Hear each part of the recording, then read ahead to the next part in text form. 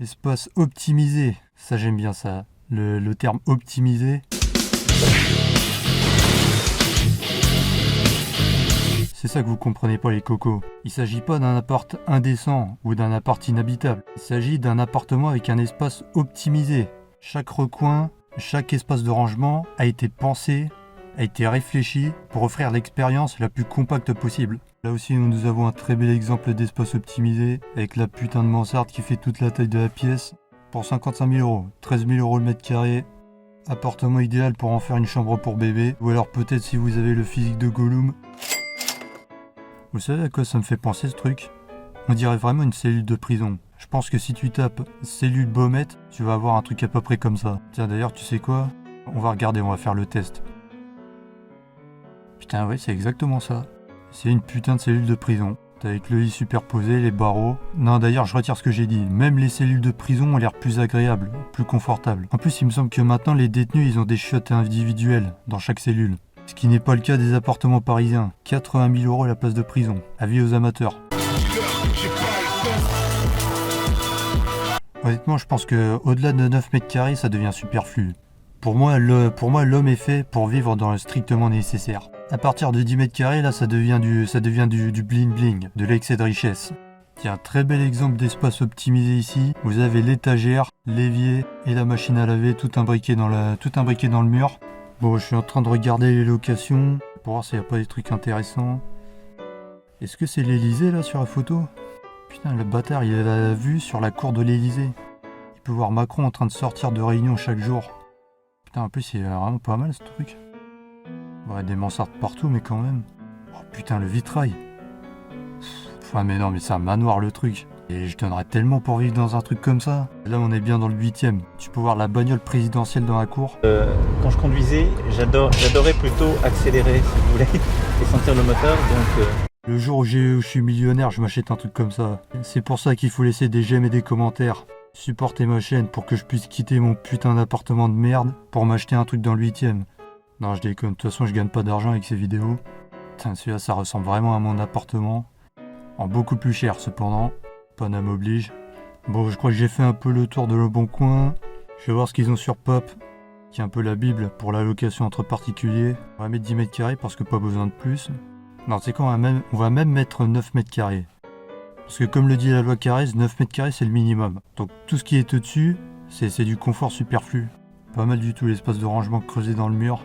Tu mets pas de mur à ta douche, ok, mais fous au moins des putains de rideaux quoi. Perce 2 trous dans le mur et puis mets un crochet pour accrocher un rideau. Putain, t'es sérieux?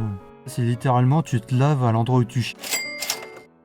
Un grand classique, la tuyauterie juste à côté du lit et la mansarde pour bien t'éclater la tête quand tu te lèves le matin. Celui-là, je sens bien la photo. La photo a l'air vraiment pas mal. Oh putain, ouais. Une véritable plongée à l'époque du Paris de Napoléon III, à l'époque où Émile Zola écrit l'Assommoir, les conditions de vie de la classe prolétarienne de l'époque réunies en vrai. Franchement, je suis très content. Pour l'instant, on a trouvé que des appartements de qualité, tout à fait exceptionnels. Paris n'est pas la ville lumière pour rien. Ça fait ambiance sous-marin. Ça fait ambiance bathyscaphe. Avec les hublots partout, très original. Le commandant Cousteau aimerait beaucoup cette décoration, je pense. Et d'ailleurs, pour citer Cousteau, il existe 3 fluides essentiels à la vie, l'eau, l'air et l'argent. Des paroles à ériger en mantra. Et là encore un très bel exemple d'optimisation de l'espace. Le lit repliable qui devient une étagère. 800 € par mois, ça les vaut entièrement je pense. Vu la finesse du détail, le souci de la décoration, ravira tous les petits et les grands à la recherche d'une ambiance submersible.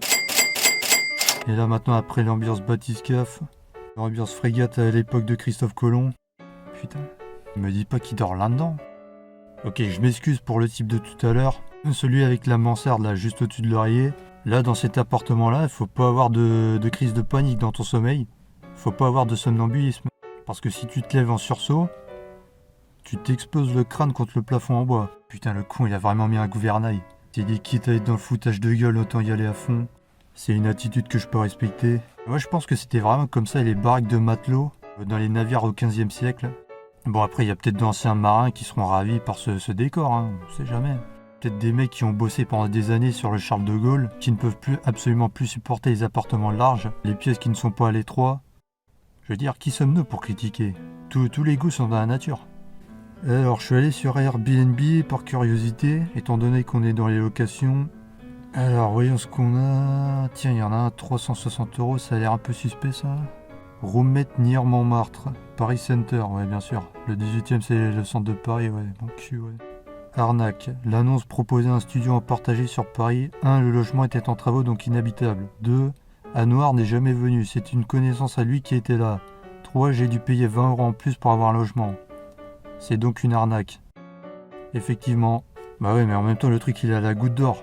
Quand tu loues un truc à Barbès, l'escroquerie est comprise dans les conditions de vente. Tu rajoutes toujours un petit billet de 30, c'est comme ça. Je vois pas beaucoup de trucs qui ont l'air pourris. À part celui de Barbès. Je vais voir du côté du 19ème là, Stalingrad, y a pas des trucs. À Porte de la Chapelle, il doit y avoir des trucs, c'est obligé. 1571. Et Studio with Beautiful View on Montmartre.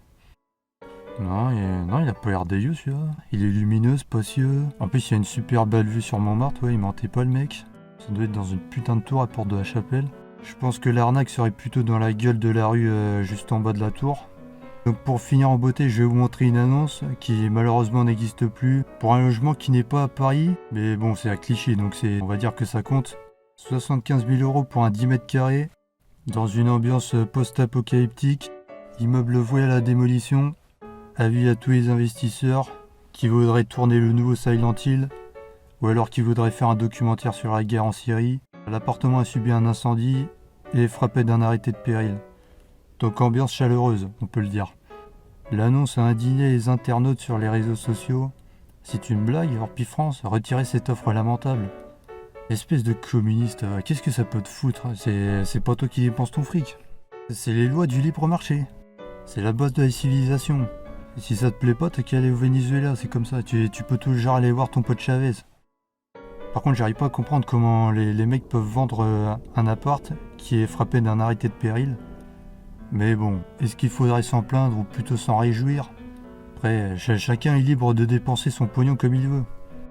Pour le coup, je me demande vraiment si quelqu'un serait capable d'acheter ce truc. À part peut-être un marchand de sommeil, je sais pas, pour loger les migrants pakistanais du coin. Remarque, même ça serait possible. Tout est possible à Paris, c'est pour ça qu'on l'appelle la ville lumière.